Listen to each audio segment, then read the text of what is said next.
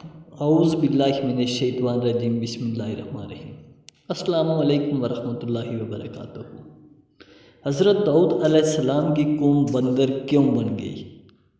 حضرت داؤد علیہ السلام کی قوم کے 70,000 انسان دریا کے کنارے ایک بستی میں رہتے تھے۔ ان پر خدا کی بہت رحمتیں تھیں، اور جب ان پر خدا کی رحمتیں برستی رہیں تو وہ لوگ خدا سے غافل ہو گئے اور اپنی دنیا میں مگن ہو گئے۔ اللہ نے حضرت داؤد علیہ السلام کی قوم پر ہفتے کے دن کا ادب لازم قرار دیا اور حکم دیا کہ اتوار سے جمعے تک مچھلیاں پکڑنی ہیں، مگر ہفتے کو مچھلیاں نہیں پکڑنی۔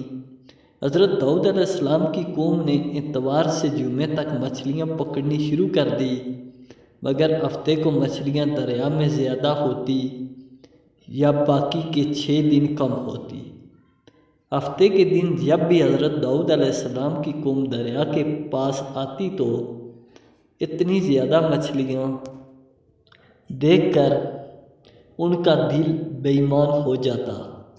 شیطان نے ان کی اس لالچ کا فائدہ اٹھا کر ان کو اکسانا شروع کر دیا، اور انہوں نے سوچ لیا کہ ہفتے کو وہ دریا میں جال لگا دیں گے اور اتوار کو پکڑ لیا کریں گے۔ اسی طرح کچھ لوگوں نے جال لگا لیے اور کچھ لوگوں نے چھوٹے چھوٹے حبس گھر بنا لیے اور اس حبس کا دریا تک راستہ بنا دیا، اور ہفتے کو مچھلیاں جب ان کے حبس اور جال میں آ جاتی تو وہ پکا کر کھا لیتے۔ اسی بستی میں اللہ کی کچھ نیک بندے بھی تھے، اور انہوں نے کہا کہ تم لوگوں نے یہ جال جو بنا رکھے ہیں، ہفتے کو مچھلیاں جمع کرتے ہو اور اتوار کو پکڑتے ہو، یہ شکار ہفتے کا ہی ہے، تم پر اللہ کا عذاب ہوگا۔ تم لوگ گناہ کرنے سے باز نہیں آئے۔ وہ لوگ ہنسنے لگے اور کہنے لگے، ہماری جو مرضی ہم وہ کریں گے۔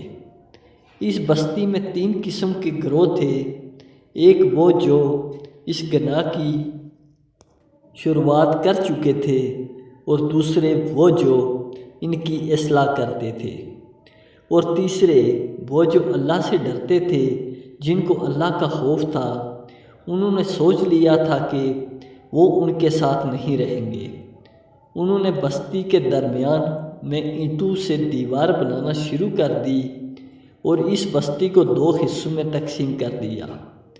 ایک طرف وہ لوگ تھے جن کو اللہ کا ڈر تھا، اور دوسرے وہ جو اللہ کے ڈر سے بے خوف ہو چکے تھے اور گناہ کرتے جا رہے تھے، اور رات رات اللہ نے ان پر عذاب نازل کر دیا اور وہ بندر بن گئے۔ صبح جب اللہ کے نیک بندے سو کر اٹھے اور ان کو دیوار کے پار سے کوئی آواز بلند ہوتی نظر نہ آئی تو انہوں نے دیوار ون پر چڑھ کر دیکھا تو سب کے سب بندر بن گئے تھے۔ وہ خوف سے چلانے لگے اور خدا سے معافی مانگنے